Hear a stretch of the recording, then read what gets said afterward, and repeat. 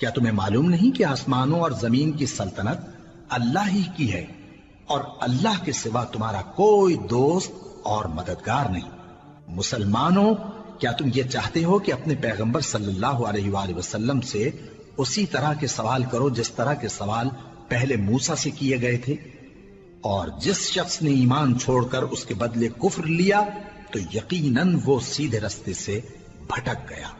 बहुत से अहले किताब अपने दिल की जलन से ये चाहते हैं कि ईमान ला चुकने के बाद तुमको फिर काफिर बना दें, हालांकि उन पर हक जाहिर हो चुका है। तो तुम मुआफ कर दो और दरगुजर करो यहां तक कि अल्लाह अपना दूसरा हुक्म भेजे। बेशक अल्लाह हर बात पर कादिर है। और नमाज अदा करते रहो और ज़कात देते रहो, और जो भलाई अपने लिए आगे भेज रखोगे उसको अल्लाह के यहां पालोगे। कुछ शक नहीं कि अल्लाह तुम्हारे सब कामों को देख रहा है।